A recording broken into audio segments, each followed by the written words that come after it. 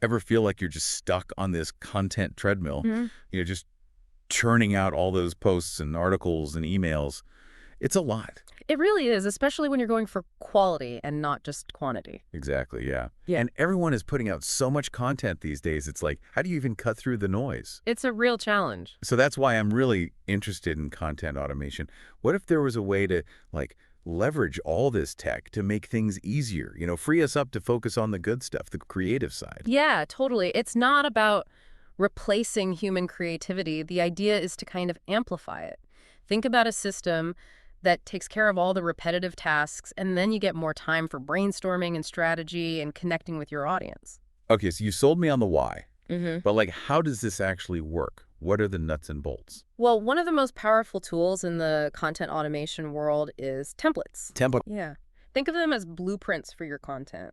They're kind of like proven structures that, make sure you hit all the important points without having to start from scratch every time. Oh, I see. So instead of staring at a blank page, Yeah. I could have like a pre-built framework, hmm like for a blog post or a social media update. Exactly. And the really cool thing about templates is they not only save you time, but they also help maintain brand consistency. So every piece of content you create has that same style and tone and messaging. So it reinforces your brand identity across all your Oh, that's platforms. huge. I mean, consistency is so key, but it can be really tough when you're, juggling so many different types of content. Right. So speaking of which, what kind of templates are we talking about? The possibilities are pretty much endless, but let's start with a classic example, the blog post template. Okay, good place to start. So a well-designed template for a blog post is going to have that SEO-friendly structure. So it'll start with a really catchy title that includes the right keywords, and then you move into like an engaging introduction that really hooks the reader. So something like keyword, the ultimate guide to benefit kind of thing. Yes, that format is clear, it's direct, it's keyword focused, which is what you want for search engine traffic. And then the introduction that needs to quickly tell the reader why this topic is relevant to them. You want to pique their interest, get them to keep reading.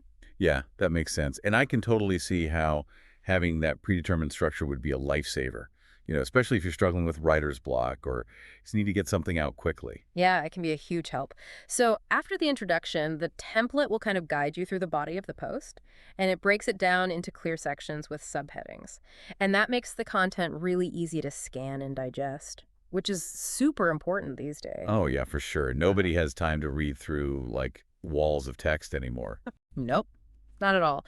And then at the end, a good blog post template will always include a compelling call to action. Oh, right. And that could be anything from encouraging comments, encouraging them to share the post. It could be subscribing to your newsletter, downloading a resource, all kinds of things. That makes sense. It's like guiding the reader to that next step. So it's not just passive reading. It's like you're trying to get them to engage. Yes, you want to turn that passive consumption into active engagement. That's the goal.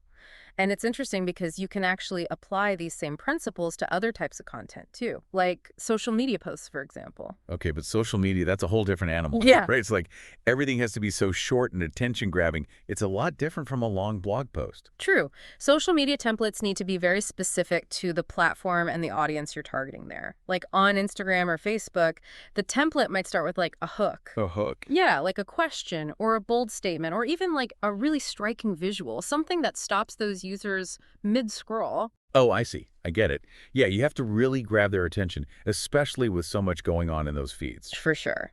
Then you follow that up with the key information you want to get across. Keep it brief, keep it to the point, and then, of course, you end with a clear call to action. Get those likes, comments, shares, or get them to visit a link. Yeah, it's still structured, but it's like adapted to that fast-paced, very visual style of those platforms. Exactly. What about a site like LinkedIn, though?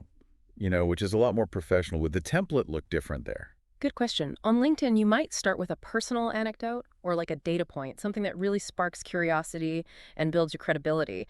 And then from there, you'd offer some analysis or insights related to that hook. So you're showcasing your expertise, you're adding value for the reader. Yeah, that makes a lot of sense, especially with LinkedIn. It's all about networking and like, thought leadership. Yeah. And the call to action there would be a little different too, right? Like maybe focusing on engagement. So Yeah. starting a conversation in the comments or something. Exactly. You got it. And we haven't even talked about email marketing yet. Oh, good point. Email is still a really important way to connect with your audience, and build those relationships. So how do templates work for email? So imagine you're sending out a newsletter. Okay. A good template is going to make sure you have a subject line that makes people want to open that email. Right. You'd Yeah. have a personalized greeting, then an intro that lays out like a problem or a pain point, Oh, okay. and then you tease the solution a little. And then the body of the email, that's where you go into the benefits of whatever you're offering. You give them valuable info or insights. Right. And then you end with a strong call to action, encouraging them to take that next step. It's almost like a mini sales funnel packed into an email, Yeah. but it's done in a way that's not like pushy.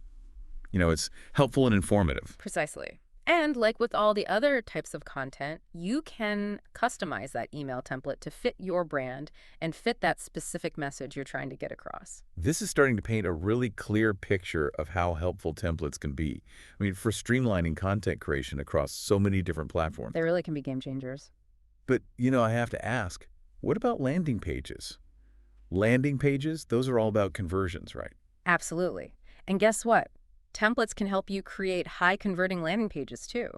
A good landing page template, it'll start with a headline that grabs attention. Then you follow that up with a subheading that focuses on the benefits. And then you can list out the key benefits in bullet points. Okay. Keep it short, keep it easy to read, and of course, you've got to have a strong call to action that stands out. So, get those visitors to sign up, make a purchase, or download something. Okay, so we've talked about blog posts, social media, emails, and landing pages. Are there, any other content types where templates can be useful? Oh, absolutely. We've only just scratched the surface. Templates can be used for everything. You can use them for video scripts, podcast outlines, social media ad copy, webinar presentations, you name it. The trick is to figure out the main parts of each content type and create a template that helps you succeed. Wow. Okay, so now I'm starting to see templates everywhere. But creating all those templates from scratch, it sounds like a lot of work. Are there any tools or resources that can make that part easier? You are in luck. There are so many tools and resources out there that are designed to simplify template creation and content automation.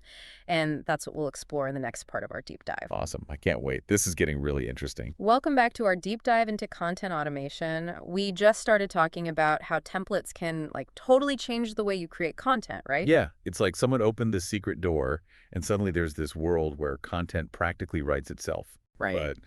But I'm still a little fuzzy on how we get from, those template blueprints to a system that's fully automated. Yeah, that's the fun part. Okay, so let's say you're a blogger. You want to put out those informative, SEO-friendly articles we talked about earlier, but you don't want to spend hours, typing away at your keyboard. Okay, yeah, I like where this is going. Hmm. I'm picturing myself as this super efficient blogger just churning out amazing content. So how do I get there? First things first, you need to find a template that makes sense for your blog. Matches your niche and what your readers are interested in. It's kind of like choosing the right foundation for a house. Oh, okay, I get it. So if my blog is about, let's say, sustainable living, Hmm. I wouldn't want to use a template that's meant for a tech review site, right? Exactly. The template needs to fit with your content's main themes. It needs to match what your readers are searching for online. Okay, that makes sense. So I found this perfect template. Now, how do I make it my own? How do I put my own spin on it? That's where you get to be creative. The template is more like a flexible framework, not a set-in-stone mold. You can customize it to show off your brand's personality. You can use your own voice, your own style. So I could change the wording, add my logo, use my brand's colors. Totally. You want the template to be an extension of your brand. And don't forget about visuals. Oh, right. Adding some eye-catching images, graphics, or even short videos that can make your content stand out and get people more engaged. Yeah, definitely. But speaking of visuals, what if I'm not a designer? Are there resources for finding good images or creating graphics easily? Oh, tons. You can check out stock photo websites. Those have Yeah. tons of professional images. Or there are design platforms like Canva. They have tools that are super easy to use, and they have tons of pre-made templates. So you can create really nice visuals, even if you're not a design pro. That's great. Okay, so my template is all customized. It looks amazing. It's ready to go. Now what? What's Yeah. the next step in this whole automation process? Now you're ready to actually generate the content. This is where automation gets really exciting. Imagine this. You put some basic info about your topic into an AI writing tool, and within seconds, it spits out a draft based on that template you chose. Whoa, that's crazy. It's like having a robot writer on call 247. But what if I don't want to, like, hand over all the writing to AI? I mean, what if I still want to be involved in the process? And you totally can be. The great thing about this is you can use automation as much or as little as you want. You can still use the template as a guide and write the content yourself. That way, you know it's got your unique perspective and expertise in it. Oh, okay, I like that. So it's like having this helpful outline that keeps me on track, but I still have that creative control. Exactly. And whether you're using AI help or writing it yourself, it's always a good idea to review and edit your content carefully. A fresh pair of eyes can catch those little mistakes and make sure the content really sounds like your brand, right? Editing, that's important, even with all this automation stuff happening. Okay, so my content is all polished and ready to share. How do I get it out there? That's where those scheduling and automation tools we mentioned come in. Like, remember we talked about Automatizzo.it? Yeah. These platforms let you schedule your content to go live automatically at a specific time and date. So I could like plan out my entire content calendar in advance, and the technology just takes care of publishing everything. That's the idea. It's like having your own personal assistant who never sleeps. Your content goes live at the perfect time, even if you're busy doing other things or taking a break. This is starting to sound amazing. It's not like a content treadmill anymore. It's more like, I don't know, a content cruise ship. I can just relax while my content sails smoothly to its destination. I like that. But are there any downsides, any risks with all this content automation? Well, you have to remember that it's a powerful tool. And like any tool, it can be misused. If you rely too much on automation and don't put your own creativity into it, your content could end up sounding kind of generic and impersonal. So it's all about finding that balance, right, between automation and that human touch. Absolutely. Use automation to handle those repetitive tasks so you have more time and energy to focus on what really matters. Yeah. Telling great stories, connecting with your audience, making sure your content feels real and authentic. Right, right. It's like you have a co-pilot who handles the technical stuff, but you're still the pilot steering the plane and making sure everyone gets where they need to go. I love that analogy. And remember, content automation, it's always changing. There are new tools and technologies coming out all the time. So it's important to stay curious and keep learning new things. Totally. The key is to find the tools and techniques that work best for you and your content, so you can create content that's both efficient and makes a real impact. This has been so helpful. So for our listeners out there who are ready to jump in and start using content automation, what are some key things to remember? I think the best thing to do is just dive in and experiment.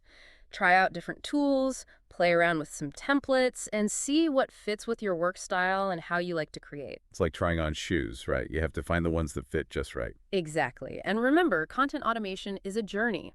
It's all about learning and adapting and figuring out what works best for you and your audience. So start small, don't be afraid to learn as you go, and don't be afraid to ask for help. Yeah. And remember, content creation should be fun. Automation can help you find that joy again, that joy of sharing your ideas with the world. Well said. I'm already feeling inspired to try some of these tools and see how I can take my content to the next level. That's awesome. And in the next part of our deep dive, we'll explore some of the really cool trends that are shaping the future of content automation. It's going to be really interesting. I can't wait. Stay tuned, everyone, because it's about to get even more interesting. Welcome back to our deep dive into content automation. It feels like we've covered so much already, from those templates and AI stuff to scheduling and, that whole human touch thing. Yeah, it's really cool to see how all this tech is giving creators more power to streamline their work and put out really high-quality content and do it on a bigger scale, too. Totally. But I have to ask, what's next? What's coming down the pipeline for content automation? Any exciting developments we should be looking out for? Well, one of the biggest trends right now is the rise of artificial intelligence. AI. AI, right. We've already talked about how AI tools can write drafts and even suggest content ideas. Yeah, yeah. But that's really just the beginning. Oh, wow. So AI is going to be, even more important for content creation in the future? But how? How will it actually change the way we work? Okay, imagine AI tools that can analyze tons of data, like massive amounts of data. And they use that data to spot trends that are just starting to emerge. Yep. And they can predict what kind of content will really connect with certain audiences. Oh, interesting. And they can even personalize content for each individual user. Whoa. That's mind-blowing. It's like having a content strategist who can read minds. Hmm. So AI could actually help us make content that's not just engaging, but super targeted and effective too. That's the idea. AI can take away a lot of the guesswork, so we can focus on creating content that our audience really wants. This is almost like something out of a sci-fi movie. Yeah, a little bit. And speaking of sci-fi, another trend that's worth watching is the evolution of visual content. We've talked about how visuals are important now, Right. but in the future, get ready for even more dynamic and immersive experiences. Okay, now I'm really intrigued. What does that look like? Like, what will visual content be like in the future? Okay, think about interactive infographics, where the data visualizations and animations come to life. Or explainer videos that use awesome storytelling and special effects to really pull viewers in.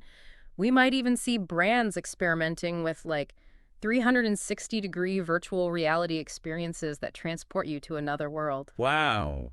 That sounds Downtime. so immersive. Yeah. But I imagine creating stuff like that is really time consuming, and you need some serious skills, right? True. But that's where automation can help. There are a bunch of new tools that make it so much easier to create high-quality visual content, even if you're not a designer or a videographer. Really? So, like, I could create a template for an interactive infographic and then just, like, plug in new data whenever I need to. Exactly. Or you could use these AI-powered video editing tools that automatically transcribe your audio, add captions, and even recommend the best shots to use. They're getting super sophisticated and easy to use, so anyone can create professional-looking visuals. Wow, that's pretty amazing.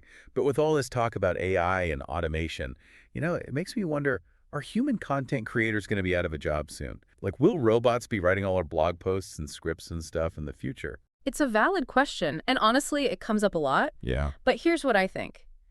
AI and automation are definitely going to change how we create content, but I don't think they'll completely replace human creativity. So it's not like humans versus robots. It's more like humans and robots working together. Exactly. The most successful content creators will be those who can use these technologies in smart ways that enhance their own skills and talents. It's all about finding that synergy, Yeah. between human creativity and tech innovation. Yeah, What an awesome combination. I agree. And speaking of great combinations, another thing that's making automation easier to use than ever is the rise of no-code platforms. No code. Does that mean you don't need to know any coding to use them? Yep, no-code platforms are built to be really user-friendly. Anyone can create automated workflows even without writing a single line of code. So, like, I could set up an automation that publishes my blog post to social media, sends an email to my subscribers, and updates my website all at the same time, just with a few clicks. That's the power of no-code. It's making automation accessible to everyone, so anyone can streamline their work and get more done. This is such an exciting time to be a content creator. It really feels like we're on the edge of this whole new era where technology and creativity are blending together to create all these amazing possibilities. It is exciting, but amidst all this excitement, it's important to remember that human connection is still at the heart of great content. AI and automation can help with the technical stuff, Right. but it's our unique voices, our perspectives, our experiences that really make content connect with people on a deeper level. Yeah, that's a really good point. We can't lose sight of that human element just because we're trying to be efficient and do things on a bigger scale. I agree. As content creators, we have a responsibility to use these technologies ethically and with intention. We should make sure they're serving our creative vision and enhancing that human element, not replacing it. Well said. So, as we wrap up this deep dive, what advice would you give to content creators who are excited to explore this new world of content automation? Stay curious, keep experimenting, and always be learning. Embrace the possibilities, explore the new tools, but never forget that human connection is what matters most. That's fantastic advice. Thank you so much for sharing your insights and expertise with us today. It's been my pleasure. And to our listeners, we hope you've enjoyed this deep dive into the world of content automation. We encourage you to try out some of these tools and strategies and discover how they can help you create even more engaging and impactful content. The future of content creation is bright, full of possibilities for those who are open to innovation and creativity. That's for sure. Until next time, happy creating, everyone.